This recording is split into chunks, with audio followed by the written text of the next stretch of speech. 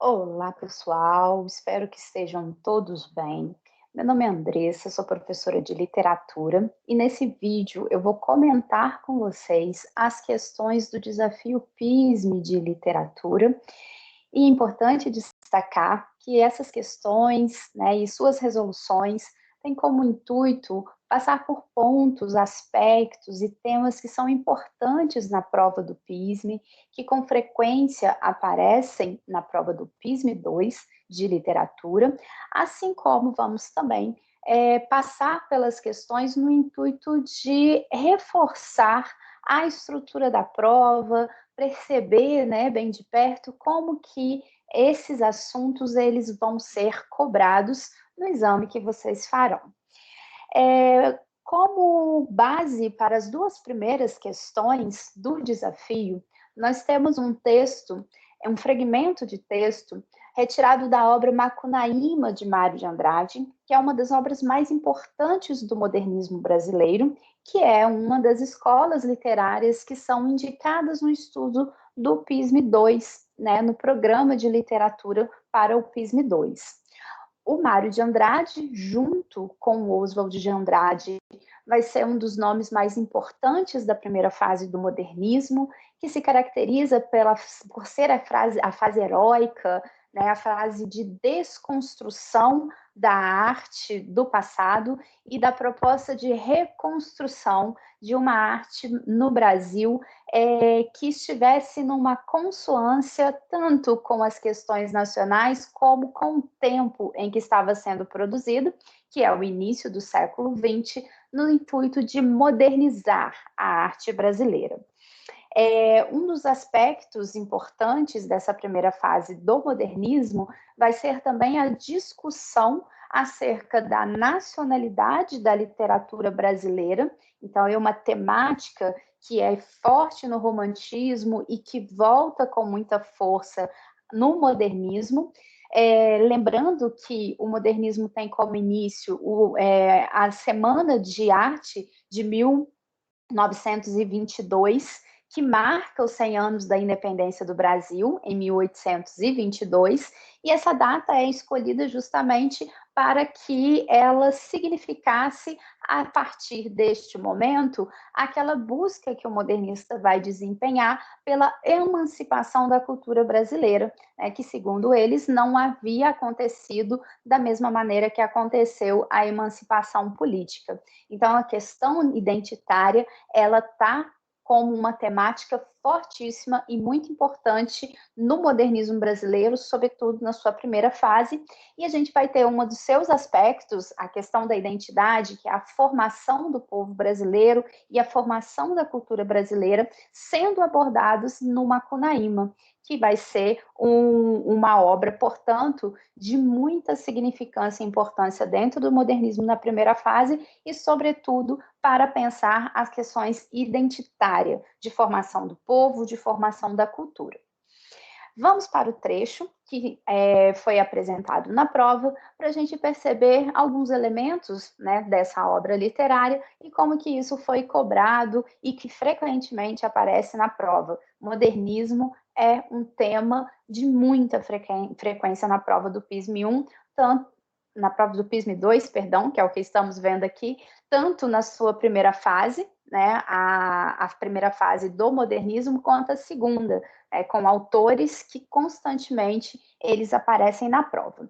Então vamos aqui ao fragmento. Uma feita, a sol cobrira os 3 manos de uma escaminha de suor, e Macunaíma se lembrou de tomar banho.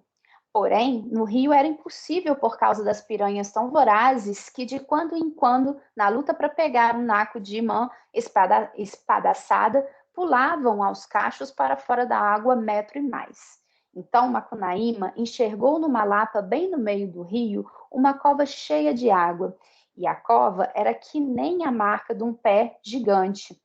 Abicaram e o herói, depois de muitos gritos por causa do frio da água, entrou na cova e se lavou inteirinho. Mas a água era encantada, porque aquele buraco na lapa era a marca do pezão de Sumé, do tempo em que andava pregando o evangelho de Jesus para a indiaiada brasileira. Quando o herói saiu do banho, Estava branco e loiro, de olhos azuisinhos. A água lavara o pretume dele, e ninguém não seria capaz mais de indicar nele um filho da tribo retinta dos Tapainhumas.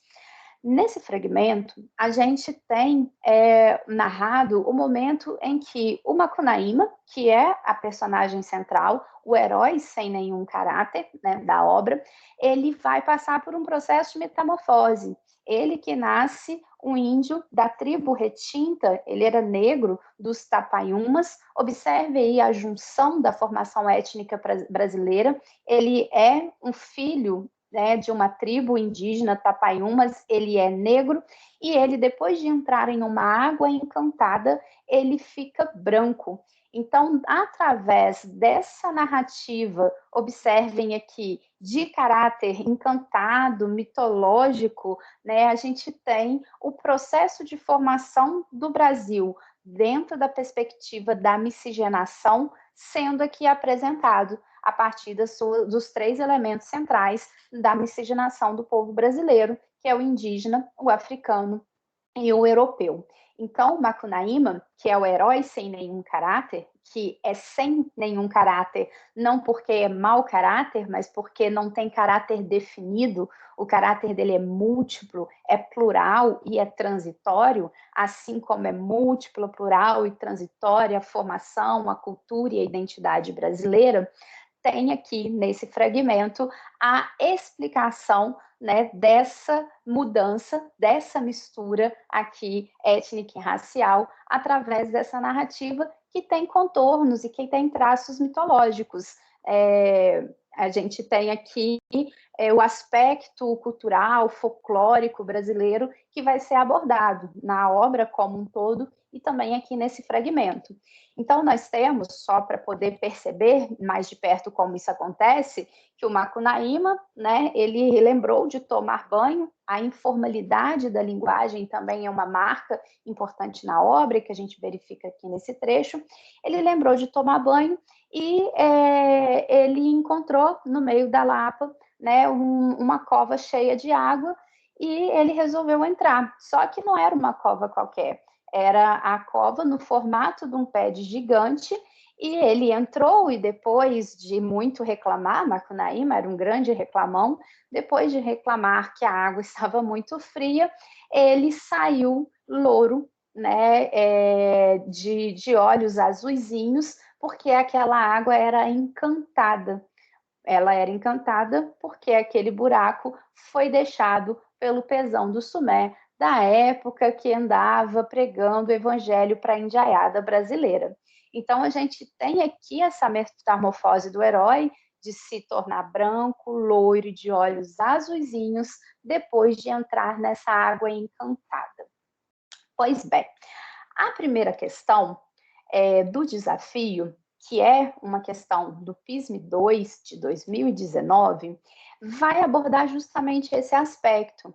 Ela vai dizer o seguinte: o trecho anterior pode ser descrito da seguinte forma: ele é uma biografia detalhada de um indivíduo brasileiro. A gente não tem no trecho anterior a biografia detalhada de um indivíduo brasileiro. A gente tem ali um indivíduo, que no caso é o Macunaíma, sabemos que ele é um indivíduo brasileiro, mas não é detalhada a sua biografia naquele fragmento. O que está sendo narrado naquele fragmento que nós lemos é o processo de metamorfose pela qual ele passa e que, no plano simbólico, tem a ver com a miscigenação do povo brasileiro, né, levando em consideração que Macunaíma, enquanto o herói da narrativa, ele tem simbolicamente ali a representação do povo brasileiro, representação da nossa identidade. A letra B diz que é uma reportagem ficcional. A gente não tem traços nenhum no texto, né, que indiquem que é uma reportagem, então não há traços textuais, marcas linguísticas do gênero reportagem, e também é um pouco incoerente ser reportagem ficcional, enfim, mas não vamos entrar nessa discussão, mas não é uma reportagem, né, não tem traços de reportagem, então não está correto que se afirma na letra B. A gente sabe que é o fragmento de um romance. De uma obra literária, na verdade, né, porque Macunaíma é classificado como uma nem é como um romance, né? Não é esse termo que o Mário vai usar para poder se referir à obra. A letra C diz que ele é um romance em terceira pessoa e, portanto, neutro. A gente tem ali uma marca da terceira pessoa, só que ser terceira pessoa não necessariamente vai implicar em ser uma narrativa neutra, porque a gente pode ter um narrador de terceira pessoa, por exemplo, do tipo onisciente, que é aquele que sabe tudo que se passa no interior das personagens, o que fazem, o que elas sentem, e que por isso, né, ele vai ter algumas marcas, sim, de subjetividade. Então, essa definição de uma terceira pessoa e, portanto, uma neutralidade não é uma definição correta. A letra D diz que ele é uma narrativa com contornos mitológicos. Essa é a alternativa correta. A gente tem ali um texto narrativo, temos todas as marcas da narrativa no texto, e nós temos contornos mitológicos, aqueles destacados nessa narrativa, em que o personagem entra em uma água encantada e sai dali totalmente transformado. De um homem negro, ele sai um homem branco, loiro, de olhos azuis. Então, essa transformação tem contornos mitológicos. Então, está correto que se afirme em D. E a letra E diz que é um relatório de viagem pelo Brasil. Né? Nós não temos, no trecho anterior, um relatório, né? As marcas textuais de um relatório de viagens pelo Brasil, né? Inclusive, não tem uma marca ali de vários lugares do Brasil no fragmento lido. Mesmo que o Macunaíma, na obra, ele faça um processo de viagem, né, e de deslocamento, no fragmento que a gente acabou de ler, isso não é tematizado. Então, a gente tem como alternativa correta aqui a letra D. É uma narrativa com contornos mitológicos. É o que podemos afirmar que está correto. A questão de número 2 também se refere ao fragmento de Macunaíma que acabamos de ler. Ele diz o seguinte: sobre este trecho da obra Macunaíma, de Mário de Andrade, podemos afirmar que, letra A, Mário de Andrade retrata com realismo a questão dos índios no Brasil. A gente acabou de ver na questão anterior que ela é uma narrativa com contornos mitológicos, portanto, ele não vai retratar com realismo a questão do índio no Brasil. Né? Então, não é o olhar realista que vai prevalecer ali. Há todo um contorno mitológico na narrativa. A letra B diz que o personagem Macunaíma, ele simboliza a complexidade das tensões étnico-raciais no Brasil. Está correto que se afirma que, como eu disse para vocês, o Macunaíma, que é negro, índio e se transforma, né, em um homem loiro, branco, de olhos azuis, está sintetizando em si o processo de miscigenação característico do povo brasileiro. Então, ele está simbolizando em si essas tensões étnico-raciais no Brasil. Ele tem essa simbologia na obra, então está correto que se afirma na letra B. Ele tem essa simbologia e isso é abordado no fragmento que nós lemos. A letra C, ela diz que, ao dizer que a água lavara o pretume dele, o narrador indica que as diferenças entre índios, negros e brancos no Brasil contemporâneo foram inteiramente superados. Isso não é correto, né? Quando se diz no texto que a água lavar o pretume dele, isso é para dizer que ele deixou de ser negro e virou ali um homem branco. E em nenhum momento há no texto qualquer indicação de que esse processo tem a ver com a superação, né, de questões de tensões étnico-raciais no Brasil contemporâneo. Né? Nada no texto traz essa indicação, então não está correto que se afirma na letra C. A letra D diz que a narrativa não toca em questões polêmicas da sociedade brasileira, apesar de sua linguagem fantasiosa. Não está correto que se afirma aqui também, uma vez que o texto ele toca em questões polêmicas na sociedade brasileira ainda hoje, mesmo tendo uma linguagem, uma abordagem fantasiosa e mitológica. Ele está falando sobre a tensão racial, a questão racial no Brasil, que hoje é ainda uma questão polêmica, no sentido de ser algo que ainda suscita discussão, porque traz em si um problema que não foi superado. E, por fim, a letra E diz que o modernismo se fez presente nesse trecho devido à sua clara preocupações com as questões urbanas e tecnológicas no Brasil do início do século XX. No fragmento que a gente acabou de ler, não existe nenhum elemento relacionado à urbanização ou com o processo, de modernização e tecnológico por que passa o Brasil no início do século XX. Mesmo que essa questão, seja da urbanização, seja da modernização do Brasil, seja algo relevante e importante dentro do modernismo, não é algo verificado no trecho que acabou de ser lido. Portanto, não está correto também o que afirma a letra E. E, portanto, ficamos com a letra B como a única correta das alternativas. A próxima questão, ela foi retirada da prova do PISM-2 de 2020, também uma questão bastante fresquinha, e traz para a gente um poema do Carlos Drummond de Andrade, poeta modernista da segunda geração do modernismo, e também um nome muito recorrente na prova do PISM-2. Então, como eu disse anteriormente, reforço aqui, o modernismo, seja na sua primeira ou na sua segunda fase, tem uma presença muito forte na prova, com os nomes representativos desse período, Mário de Andrade, Oswald de Andrade, da primeira fase, e aqui na segunda a gente tem Drummond com uma frequência boa na prova, temos Graciliano Ramos, que também aparece com frequência, Então, são momentos importantes da nossa literatura, com escritores importantíssimos e que aparecem muito na prova. Aqui temos um poema do Drummond que diz o seguinte, ele se chama Ausência, e ele diz que por muito tempo achei que a ausência é falta, e lastimava, ignorante, a falta. Hoje não a lastimo, não há falta na ausência. A ausência é um estar em mim. Sinto-a branca, tão pegada, aconchegada nos meus braços, que rio e danço e invento exclamações alegres, porque a audiência, porque a ausência, essa ausência assimilada, ninguém a rouba mais de mim.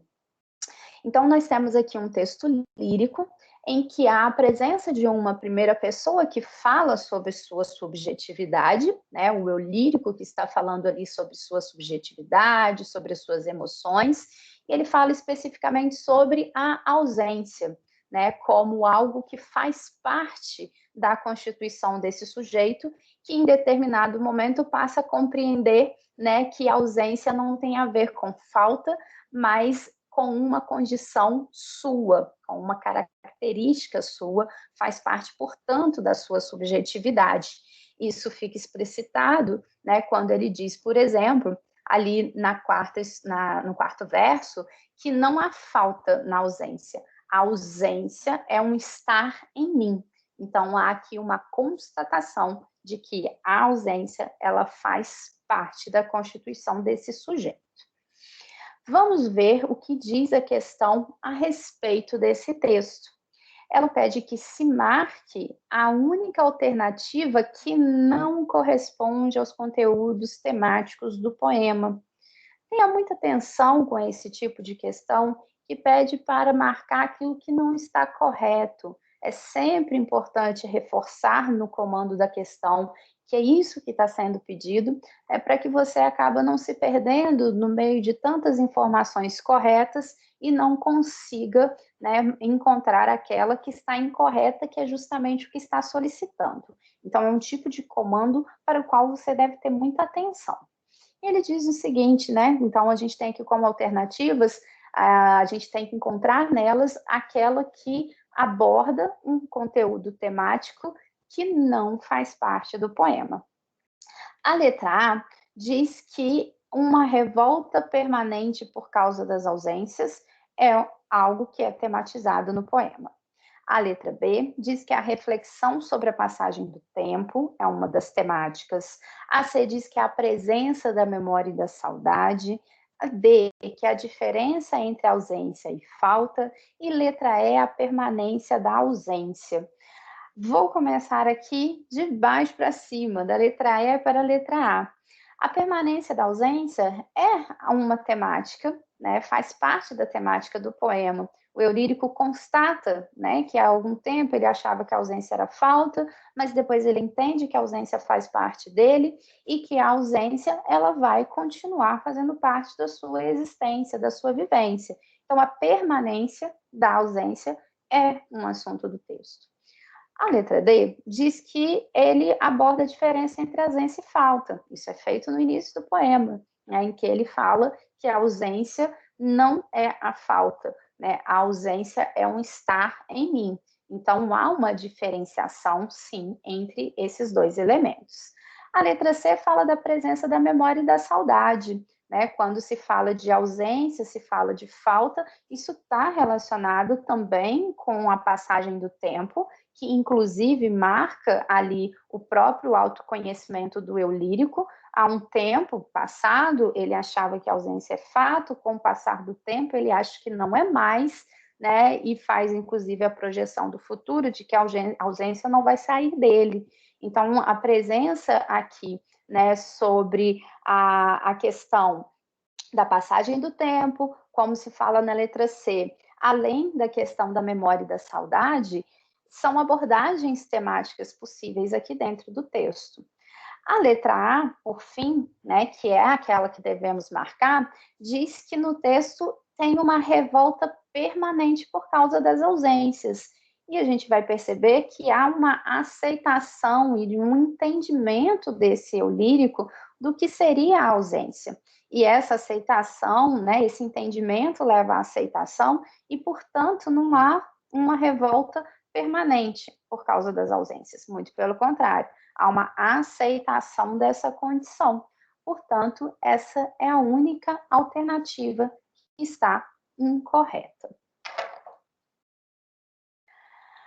Para as próximas duas questões, nós temos um fragmento, né, no desafio de vocês, há o capítulo completo, que é o Dona Plácida, né, do Memórias Póstumas de Brás Cubas, livro clássico de Machado de Assis, e aqui eu destaquei um fragmento para que a gente possa responder as questões.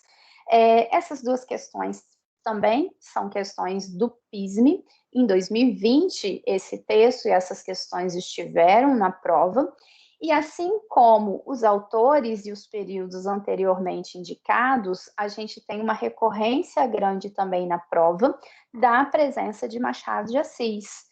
Lembrando que Machado é o principal escritor do realismo brasileiro e que é um dos principais escritores da literatura brasileira e, portanto, se tem o nome dele indicado no programa, espere que ele vai aparecer, dada a importância que esse autor tem na nossa literatura. Aqui nesse fragmento, né, que foi destacado, a gente tem o narrador Brás Cubas, que é importante lembrar que é um defunto autor, é alguém que morreu e do além está contando, né, recontando a sua vida, contando para a gente as suas memórias, por isso são memórias póstumas, e nesse lugar, né, do além, já totalmente livre das amarras sociais, ele pode tecer uma narrativa tanto crítica de si mesmo quanto da sociedade em que estava inserido, com bastante liberdade. Então, temos aí um recurso interessante usado pelo Machado de Assis para colocar em prática aquilo que é característico do período que ele escreve, o realismo e a crítica à sociedade daquele período, em prática. Né? Então, esse é um recurso que ele usa para fazer essa crítica sem muitas amarras. Afinal de contas, o narrador já morreu, então ele não precisa se preocupar com o julgamento social.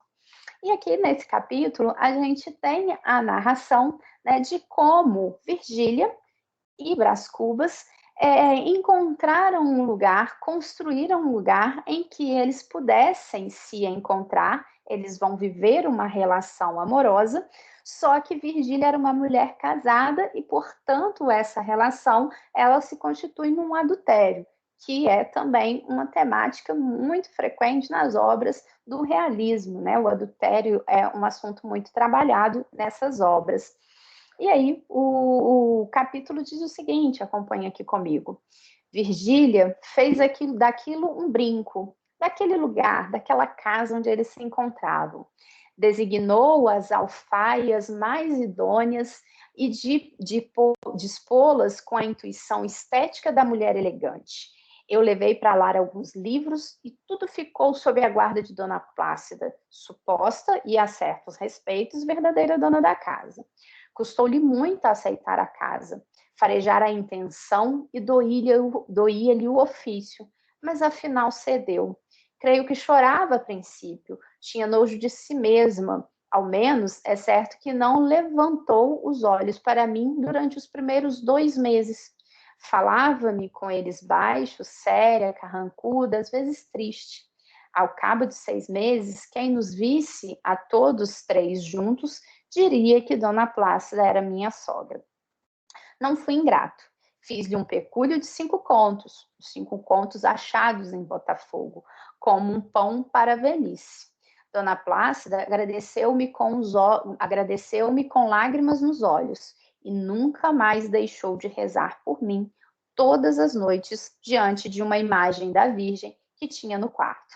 E foi assim que lhe acabou o nojo. A questão pede que seja identificado no texto uma marca muito frequente da obra de Machado de Assis, muito recorrente na sua ficção, que é a tematização da exploração dos mais fracos. Diz a questão o seguinte: um dos temas recorrentes na ficção machadiana é o da exploração dos mais fracos. Como esse tema aparece no capítulo Dona Plácida.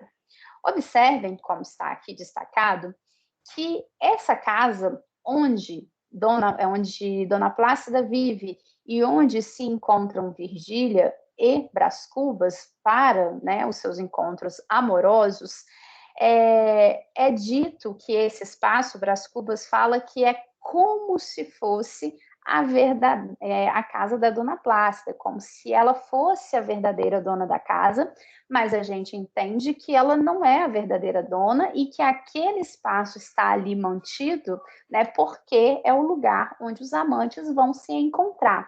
Então, a Dona Plácida, ela é colocada ali numa situação que a gente percebe que não deixa ela nem um pouco feliz, diz que custou-lhe muito aceitar a casa, que ela farejara a intenção, que era aquele seu espaço para o encontro dos amantes, e que este ofício lhe doía. Mas afinal ela cedeu. Ela cedeu porque ela é alguém que está numa condição social, financeira, que necessita da ajuda do outro. Então, a gente tem aqui ela aceitando esse tipo de ofício, para usar uma palavra do texto, mesmo sendo contra os seus princípios, por conta da sua situação de vulnerabilidade.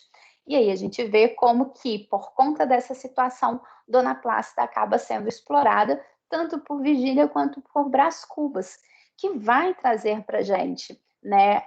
Mas ao fim do fragmento, ele vai dizer que ela, Dona Plácida, né, não gostava dele, nem olhava para ele direito, né, por conta do papel que ele vai desempenhar, né, do diamante da Virgília, e aquilo tudo incomoda muito a ela, mas que no final das contas, né, ele acabou conquistando a Dona Plácida. Ao cabo de 6 meses, quem visse os 3 juntos diria que ela era a sogra dele, e essa conquista ela vem através também do uso do dinheiro. Não fui ingrato, fiz-lhe um pecúlio de 5 contos. Dona Plácida agradeceu-me com lágrimas nos olhos e nunca mais deixou de rezar por mim. Então, há o uso aqui do recurso financeiro, tanto para conquistar a confiança, conquistar o respeito da Dona Plácida, como a exploração dessa pessoa numa situação de vulnerabilidade, né, como alguém que serve para acobertar aquela prática não positiva das personagens, que no caso é o adultério. Então, a gente percebe, como é pedido aqui no enunciado da questão, esse tipo, a exploração dos mais fracos, através dessa postura da Virgília e do Brás Cubas.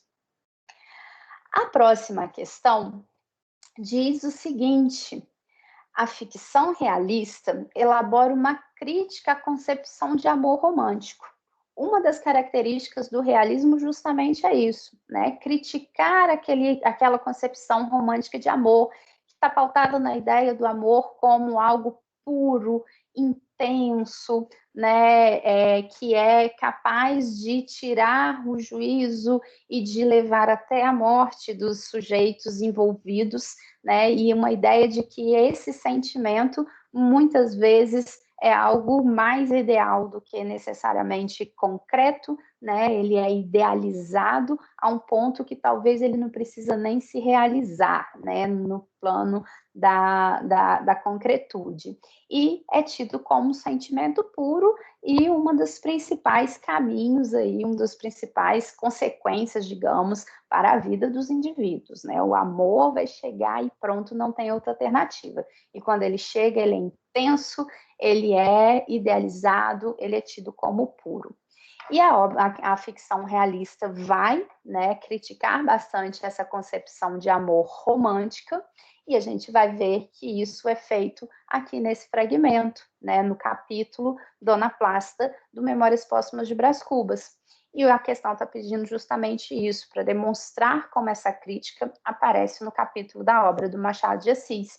E aí a gente vê, retomando aquele fragmento que foi lido anteriormente, que a Dona Plácida custou muito a aceitar a casa, porque ela não aprovava o relacionamento da Virgília com Brás Cubas, porque é um relacionamento adúltero, mas que acabou cedendo, a gente já viu que por necessidade, mas que a princípio chorava e que chegou até a ter nojo de si mesma, o que mostra que aquilo que eles estavam fazendo ali, aquela relação amorosa, não era vista como algo bom, como algo positivo, né? Porque trata-se de uma relação adúltera.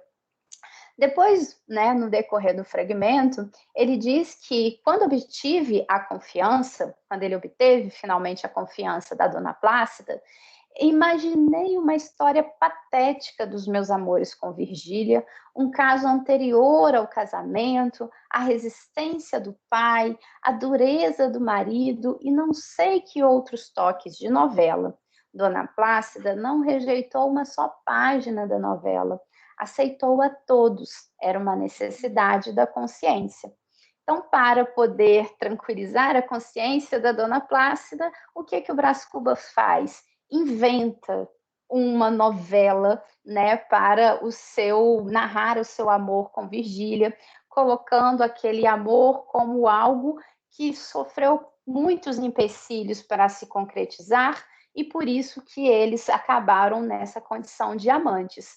Então, quando ele traz aqui que imaginou uma história patética dos meus amores com Virgília, olha só a maneira como ele se refere a essa história que ele cria, e os elementos que compõem essa história, que é a resistência do pai, a dureza do marido, né, que são tidos como obstáculos para a realização amorosa, colocaria os dois como heróis, né, que estão superando esses obstáculos e para poder ficar juntos, uma postura típica dos heróis românticos. Mas ele mesmo diz que isso é uma história patética, isso não existe, não faz parte, são pessoas adúlteras e pronto, né? Então, através do tipo de relação que Virgília e Brás Cubas têm, que é uma relação adúltera, e que vai ter essa narrativa fantasiosa inventada ali pelo Brás Cubas, né, no trecho, para poder deixar a consciência da Dona Plácida mais tranquila,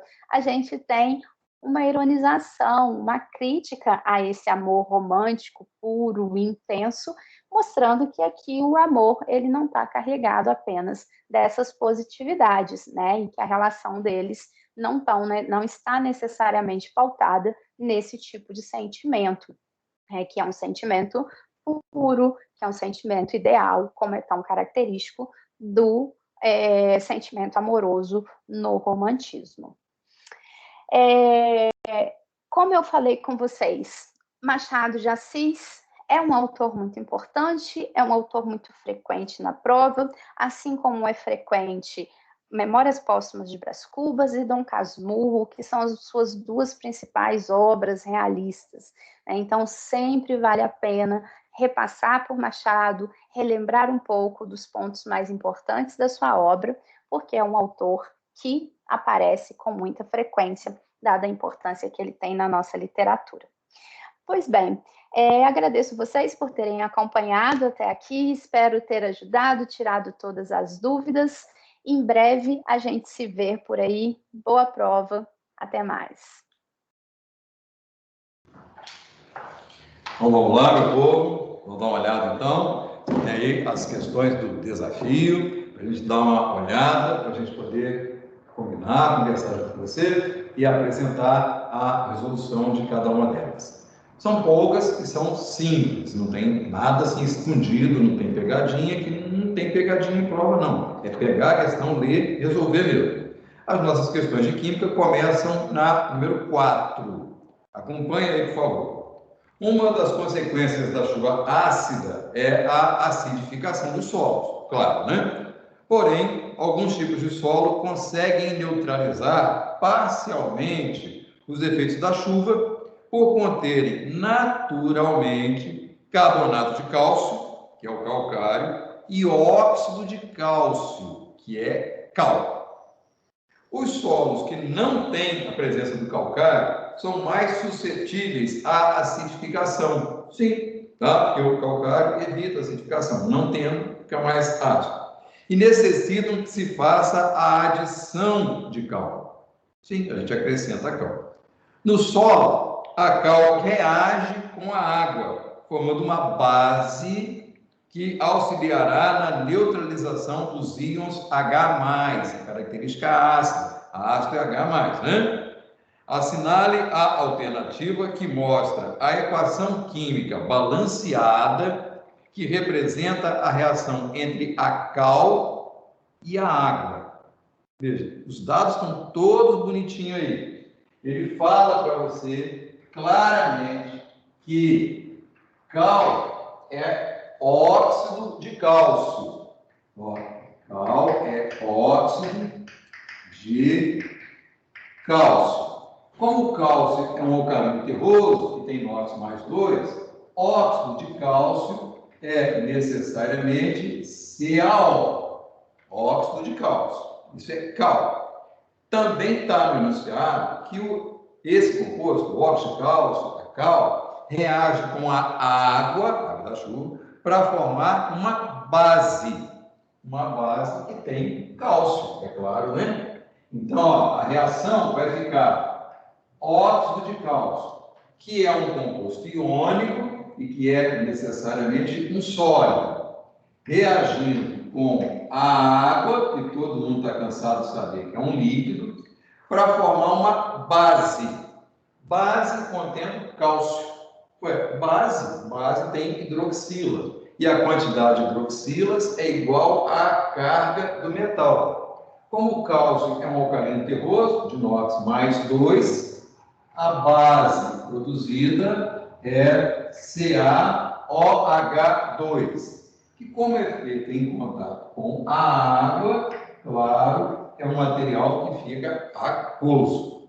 Então, um sólido, um líquido e aquoso. Mas, veja, isso não é indispensável para uma resolução, não. Você identificar que o óxido de cálcio é um óxido básico, reage com a água, forma uma base, identificasse as formas de cada um, você já estaria com a questão resolvida sem qualquer problema, sem qualquer dificuldade.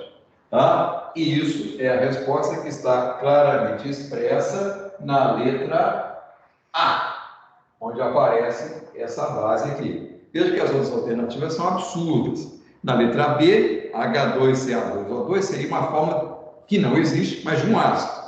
CaOH, na letra C, não respeitou as cargas. E na letra D e E, houve a troca do cálcio pelo potássio. Uma substituição assim, facilmente perceptível, né? Então, uma questão até fácil, mas bem no estilo da prova que você vai encontrar. Certo? Não se preocupa de nada, demais não, que a prova é assim mesmo. É esse jeitão aqui, tá? Na número 5, a gente tem um processo puramente numérico.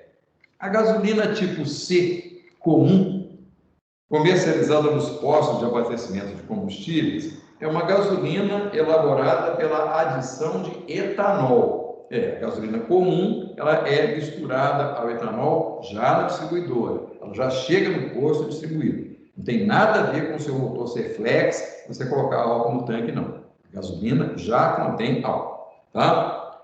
O certificado de análise de uma amostra desse tipo de gasolina indicou a presença de 24%, volume por volume de etanol na gasolina. 24% volume por volume de etanol. Beleza. Se um tanque de 50 litros estiver cheio com essa gasolina, qual será a quantidade total de etanol em litros presente nesse tanque?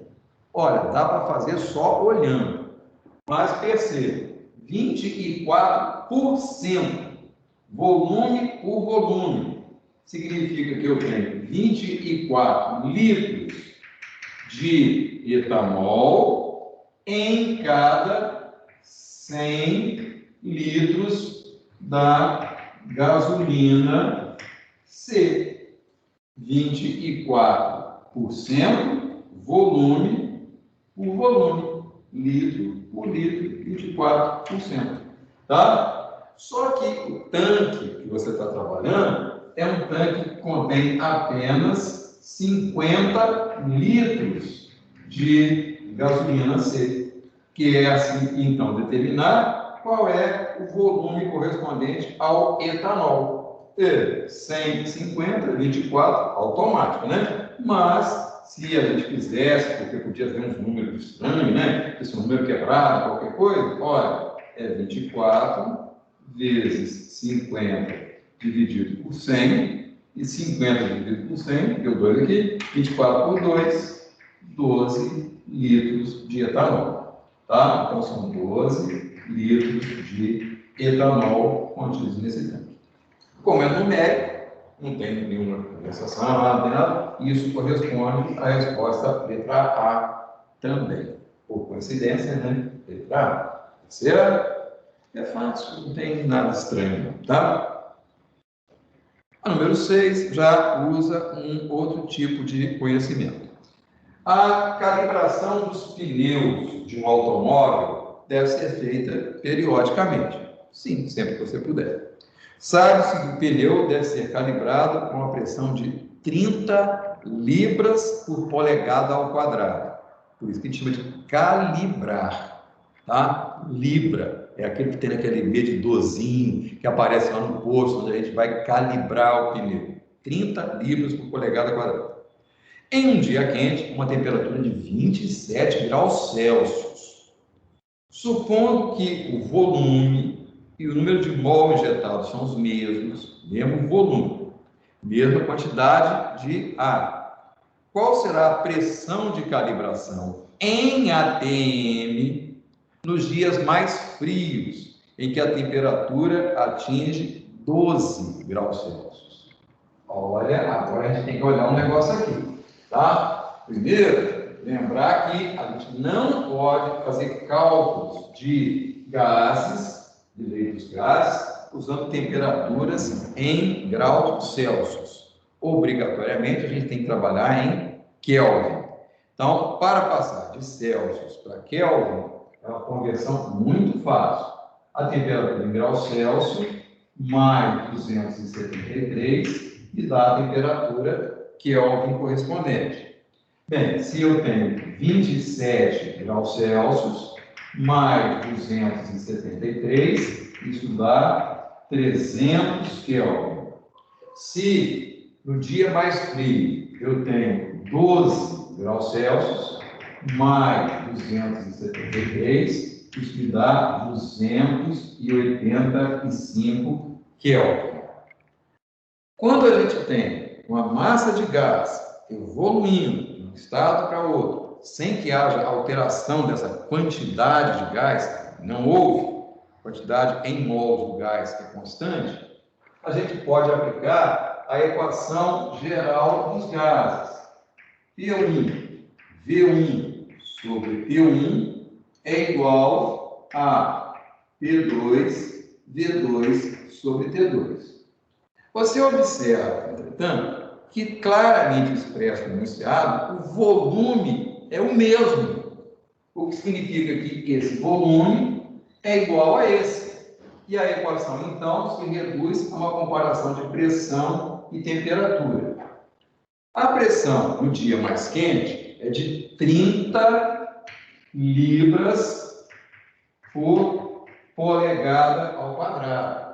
Mas há uma informação para você de que 1 atm é aproximadamente 15 libras por polegada ao quadrado. Ora, se 1 atm são 15 libras, então é claro, 30 libras por polegada ao quadrado igual a 2 atm. Porque aí, eu calculando em atm, eu já encontro a resposta em atm, que é o que está sendo solicitado no exemplo. Então, a pressão inicial, a pressão P1, é a pressão do dia mais quente. Então, a pressão P1 é de 2 atm.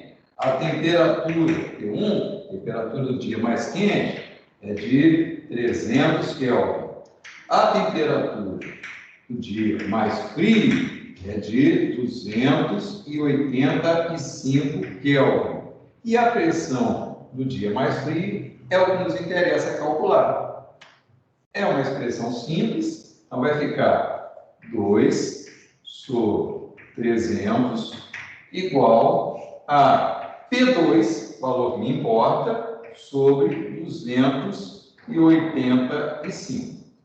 Fazendo a transposição, P2 vai ser igual a 2 vezes 285 sobre 300. Você não vai brigar comigo se eu falar que 300 é 3 vezes 100. Tá? Por que eu fiz o 300 como 3 vezes 100? Porque 285 é um múltiplo de 3. E 285 dividido por 3 dá 95. O que me leva, então, a 2 vezes 95 sobre 100, mais 2 vezes 95 é 190. 190 dividido por 100 dá 1,9 e a resposta já está em ATM, porque eu já usei o 2 como ATM também. Então, 1,9 e mais uma vez, né, é a resposta que está presente na letra A. Tá? Sem problema, né? 3 exemplos, cada um cobrando um assunto, um deles cobrando funções, o outro cobrando soluções, parte de porcentagem do volume, o outro cobrando dentro dos gases. 3 assuntos diferentes, perfeitamente resolvíveis, sem nada de estranho, sem nada de muito esquisito aí. Dava para encarar uma boa, né? Agora deixa eu limpar esse negócio do quadro, tá? Para a gente poder ver a questão discursiva. A primeira delas aí, que é uma questão também bem interessante, bem bonita.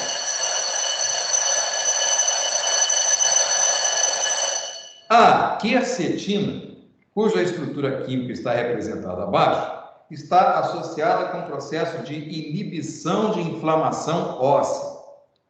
Com relação à sua fórmula estrutural, bem como a de seu análogo estrutural A, responda aos itens a seguir. Está aí a fórmula da quercetina. Eu vou anotar um pedacinho dela aqui, pelo menos. Ora, a gente tem na estrutura da quercetina uma forma assim, olha, parece uma dupla aqui, uma dupla aqui e uma dupla aqui. Ligações simples e duplas alternadas, isso aqui é o anel aromático. Aqui está ligado o grupo OH. Aqui está ligado outro grupo OH. Aqui eu tenho um outro anel, mas observe que esse anel é diferente. Para começar, ele tem aqui um oxigênio, ele tem uma dupla aqui, mas não tem as duplas alternadas, não. Aqui tem um C dupla O, tá vendo? Aqui eu tenho OH, tá?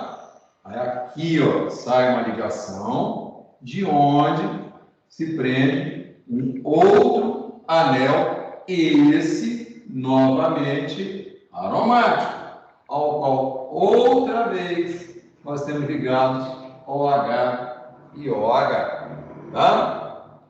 Temos ali uns carbonos numerados que vão servir para umas coisas aí. Esse aqui é o carbono número 1, esse aqui é o carbono número 2, tá?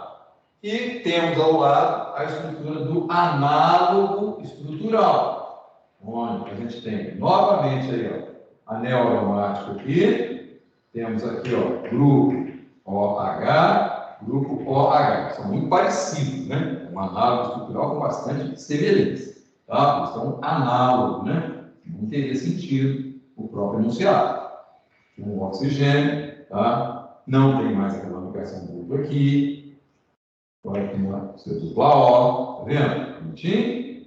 Aqui tem uma ligação. Aqui, novo anel aromático, dupla, OH e OH, tá? Ainda tem mais um negócio. Aqui, ó, tem uma estrutura em que aparece uma tripla ligação, onde está aqui um carbono, tá? Esse carbono aqui, tá? CH, tá? Aqui também nós temos os carbonos numerados. Temos aqui, ó, o número 3, o 4 e esse aqui é o 5, tá? Então aqui a estrutura da quercetina e aqui do análogo A, tá? Quercetina e aqui análogo estrutural A. Beleza. Letra A. Dê os nomes das funções químicas oxigenadas presentes na estrutura da quercetina. Funções químicas oxigenadas. Aqui eu tenho OH ligado a um anel aromático. Função fenol. Aqui, ó, igualzinho. OH ligado a anel aromático. Fenol. Aqui eu tenho um C dupla O. Isso aqui é a função cetona. Aqui eu tenho um oxigênio entre carbonos. Função éter. E aqui, olha só, a gente tem ligado aqui no carbono 2, que é um carbono de dupla, mas não é parte de um anel aromático, uma hidroxila ligada a um carbono de dupla. Uma função que não é das mais populares, mas que a gente conhece, é a função enol.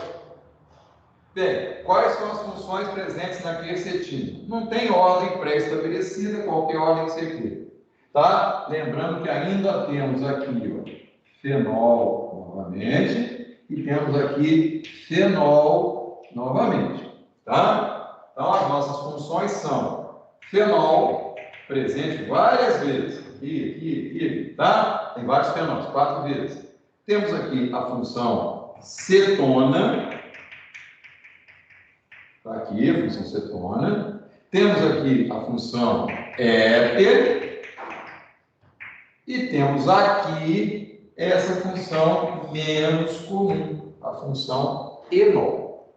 Tá? Mas não tem nada assim de esquisito, não. Apareceu ali uma função doidaça. Tá? Fenol muito conhecido, cetona muito comum, éter. O enol não é uma função muito popular, mas a gente fala dela sempre também, né?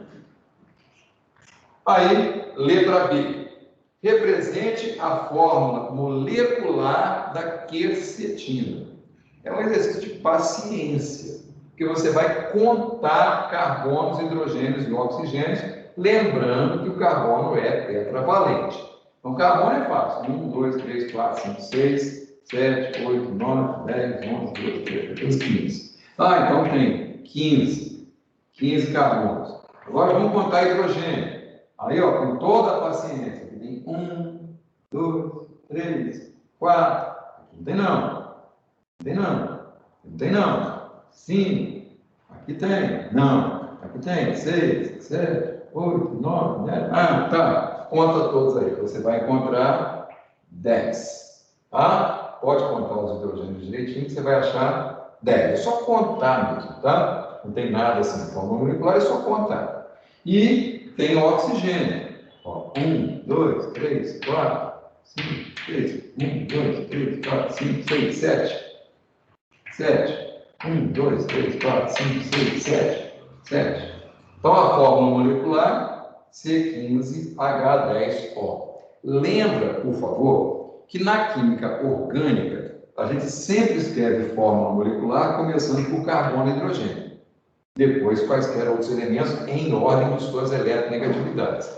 Na química mineral, que não tem um elemento principal, a orgânica tem o carbono, a gente coloca todo mundo simplesmente na ordem das eletronegatividades. Então, a fórmula aqui é CH, depois O. Carbono e hidrogênio, a química orgânica sempre começa colocando carbono e hidrogênio. É um hábito que a gente adquiriu ao longo do tempo e todo mundo segue, tá?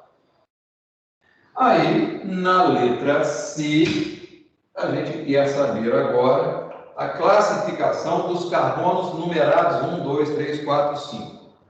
Carbono número 1, esse está aqui, carbono número 1. Veja, esse carbono número 1 está ligado a esse outro carbono aqui, está ligado ao carbono 2. Aqui está ligado a um oxigênio. Então, ele se liga a dois outros carbonos. Quando um carbono se liga a dois outros carbonos, ele é do tipo secundário. Veja, não faz diferença esse negócio de ter dupla, tripla, é quantidade de carbonos. O carbono 1 está ligado ao carbono 2, está ligado a esse carbono externo aqui. Então, um se liga a dois outros. Ele é um carbono secundário. Tá? Não tem restrição para isso, não. Da mesma forma, veja o carbono 2. O carbono 2 está ligado ao carbono 1 e a esse carbono do grupo cetona. Então, o carbono 2 também é um carbono secundário. Carbono número 3, aí já é lá naquela outra estrutura, não é isso? Então, está aqui o carbono 3, que está ligado ao carbono 4 e ao carbono externo. O carbono 3 está ligado a outros dois. O carbono 3 é um carbono do tipo secundário. Mas aqui o carbono faz dupla, aqui não faz. Isso não faz diferença. É com quantos outros carbonos ele está ligado. Certo? Carbono número 4, C4, esse aqui, que se liga ao C3, que se liga ao carbono do grupo cetona e ao carbono externo que está aqui. Aqui tem um carbono. Então, o carbono 4 se liga a 3 outros aqui. Vamos olhar direitinho, Carbono 4 está ligado e ainda tem um que eu esqueci de colocar aqui, um CH3 pequenininho. Então, o carbono 4 está ligado ao 3, ao grupo cetona, a um carbono externo aqui e a esse aqui. Como ele se liga a 4 outros, ele é um carbono quaternário. Aí na sua fórmula estava claramente expressa isso aí. Eu que tinha escrito de colocar aqui, tá? Lembrei. Tá? E o carbono 5, que é esse carbono aqui de baixo, é o carbono da ponta da cadeia. Ele só está ligado a mais um aqui. Esse carbono está ligado ao carbono que está aqui. Então, ele é um carbono do tipo primário. Está identificado aí a estrutura de cada um. Tá? Essa é a parte mais de graça, a parte mais imediata. Agora, a gente tem a letra B, onde aparece um conhecimento um pouquinho mais elaborado, que é a hibridação. A hibridação dos carbonos ela pode ser de 3 tipos. Vamos lembrar aqui no cantinho um pouquinho da hibridação que os carbonos podem ter. O carbono pode ter apenas ligações simples. Só ligações simples, não importa com quem. Quando ele tem apenas ligações simples, ele é o que a gente chama de carbono sp3. São 4 ligações simples, sp3. O carbono pode ter uma ligação dupla e 2 simples, 3 ligações simples. Nesse caso, ele é o que a gente chama de carbono sp2. E ele pode fazer 2 duplas ou ele pode fazer uma tripla, tanto faz. Nesse caso, ele é o carbono sp. Então, existem 3 possibilidades, né? sp3, sp2, sp, com 4 sigmas, com 3 sigmas e com 2 sigmas. Tá? Isso, lembrado, agora eu quero saber qual é a hibridação do carbono 1. Veja, o carbono 1 ele faz 2 simples e uma dupla. Quem faz 2 simples e uma dupla é um carbono sp2. Carbono 2. Carbono 2 está aqui. Ele faz uma dupla, uma simples e outra simples. Veja que o carbono 2 é igualzinho ao carbono 1. Então, ele também é um carbono sp2. Ele não perguntou o carbono 3, né? Passou direto para o carbono 4. O carbono 4 é esse que está aqui, ó, que faz uma ligação simples aqui e outra aqui.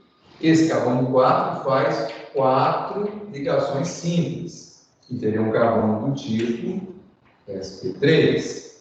E, finalmente, o carbono 5, que é um carbono CH participante de uma tripla. Quem participa de tripla é o carbono do tipo sp. sp2, sp2, sp3, sp. Os 3 tipos de hibridação estão aqui, são só esses 3, né? O carbono só tem 3 hibridações. Existem outras hibridações sim, mas o carbono só faz 3. Tá? E está aqui identificada a hibridação de cada um. Então, as funções, interessante. Fórmula molecular, que é só ter paciência para contar, mas contar com atenção. A identificação de primário, secundário e terciário, que é muito fácil. E a hibridação, que é uma coisa um pouquinho mais elaborada, mas que também dá para fazer. Tá? Não é assim, ai meu Deus. Não, para com isso, né? Dá para fazer numa aula, tá? Então, essa é a questão número 9. Está aí, prontinha para você. Tá? Só apagar. Então, as respostas estão aqui embaixo ainda, para que a gente possa começar a observar as características da questão número 10. Aqui, questão 10. O hidrogênio cada vez mais tem ganhado atenção na produção de energia. Claro, o hidrogênio. Recentemente, a empresa britânica Intelligence Energy desenvolveu uma tecnologia que pode fazer a bateria de um smartphone durar até uma semana. Cara, tu já pensou assim, uma bateria que dura uma semana? A minha não dura nem um dia inteiro. Tá? Nesse protótipo, ocorre a reação do oxigênio atmosférico com o hidrogênio armazenado, produzindo água e energia. A grande sacada de usar o hidrogênio como combustível é exatamente a ideia de que ele produz água, enquanto a gasolina, por exemplo, produz CO2, o álcool produz CO2, que estão poluindo o nosso planetinha. Se a gente usar hidrogênio, se tivesse um carro movido a hidrogênio, o que ia sair no cano de escapamento era vapor d'água, só água, ia sair mais nenhum outro gás poluente. Isso é uma maravilha, tá? Escreva a equação química da reação descrita acima e calcule a variação de entalpia a partir dos dados abaixo. Tá? E a energia de ligação de HH, HO e OO. Tá, primeiro vamos escrever a reação, que é uma reação muito simples. Hidrogênio reagindo com oxigênio, formando água. Está tudo descrito.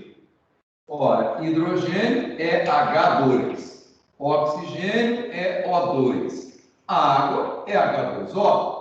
A equação precisa ser balanceada, vamos balancear assim, né? Para que ocorra a produção de 1 mol de água, que é o ideal que a gente faz, né? A produção de 1 mol é calcular ΔH por mol do produto, tá? E em seguida, desce o cálculo da entalpia. Ora, usar a entalpia num processo em que é fornecida a energia de ligação não é nada complicado também, não. A gente consegue fazer isso. A gente sabe que cálculo de entalpia, vou escrever como uma primeiro, é um ΔH igual à energia das ligações quebradas, tá? Aqui eu quero a ligação, mais a energia das ligações formadas. E para eu ver ligações quebradas e ligações formadas, seria interessante que pelo menos no rascunho eu escrevesse assim, HH. O H2 é isso. Mais meio de O2. O2 é assim. Que vai produzir água, que é HOH. Porque se eu escrever assim, eu estou vendo as ligações. Então aqui eu posso dizer assim, ó, ΔH igual energia quebrada. Essa aqui, ó, HH, que está na tabela, é 437. Então, ó, 437 kJ por mol. Também se quebra essa ligação aqui. Mas observe, a ligação OO dupla é 494 kJ por mol. Mas eu só vou usar meio mol. Então, mais meio de 494. Ligações quebradas são essas. Mais a energia das ligações formadas. A ligação formada é essa e essa. Duas vezes a ligação HO, cuja energia é 463. Mas eu não posso me esquecer que ligação quebrada é consumo de energia, portanto positivo. Ligação formada é liberação de energia e, portanto, negativo. 2 vezes a ligação 463. Como agora isso aqui é tudo número, aí ficou imediato, não é? ΔH igual 437 mais a metade de 294, que são 247, menos o dobro de 463, que são 926. Aí eu faço essa conta, que é só uma conta mesmo, né? 434 mais 242 menos 926, e vou encontrar menos 242 kJ. Esse menos 242 kJ por mol de hidrogênio consumido por mol de água formada. Por mol de água. Tá? Por mol de água. Ou por mol de hidrogênio. Veja que se fosse pelo O2, era por meio mol. Por cada meio mol, isso aqui. Então, poderia até dobrar. 484 kJ por mol de O2. Mas não precisa. Põe pelo produto e já dá certinho daqui, tá? Está identificada a estrutura. Então, aí no item A reação e o cálculo da entalpia, certo? ainda temos as letras B e C.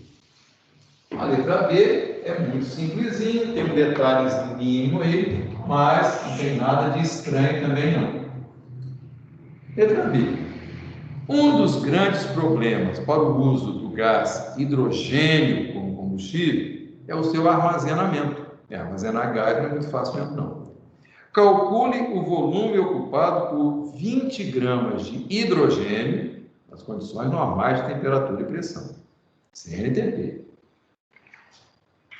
Hidrogênio, H2, 1 mol corresponde a 2 gramas.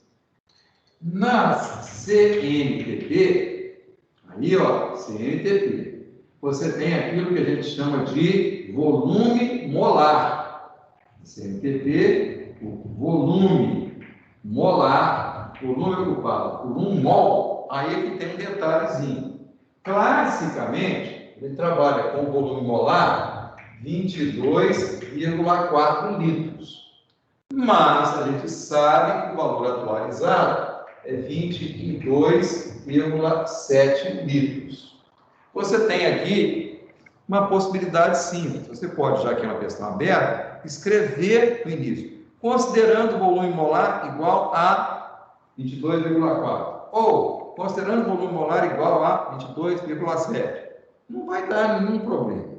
Qualquer dos dois valores que você usar, você vai acertar a questão e está tudo bem. O que a gente tem assim, ó, é hidrogênio.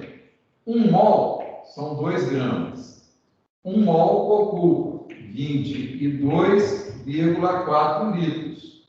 A minha pergunta é, e 20 gramas? Qual é o volume? Ora, 10 vezes mais. Volume igual a 224 litros. Não, eu preferi não usar o 22,4 não. Ah, você usou o 22,7? Não dá muita coisa não, né? 22,7 litros. Então, 20 gramas, volume V, tal que V é 227 litros.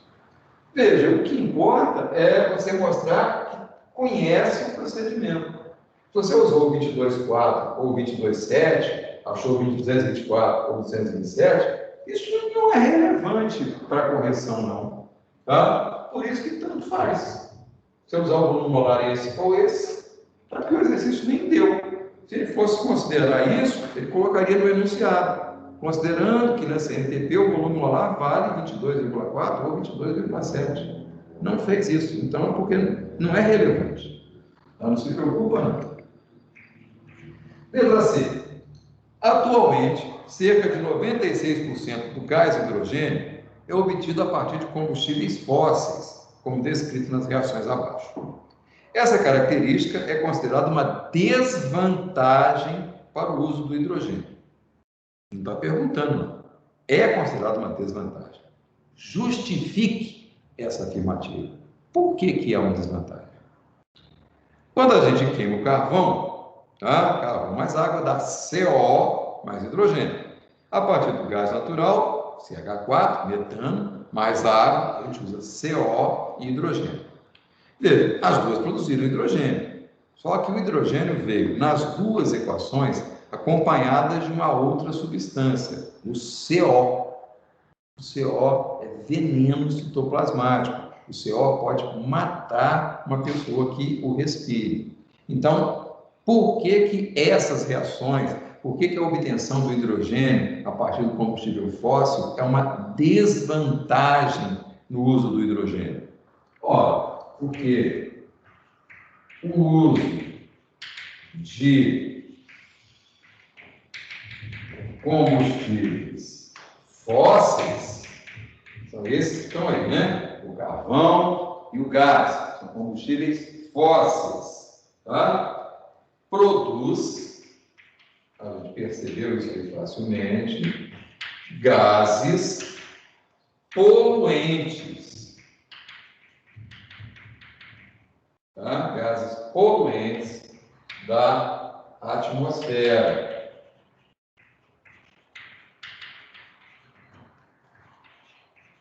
Como o CO, monóxido de carbono,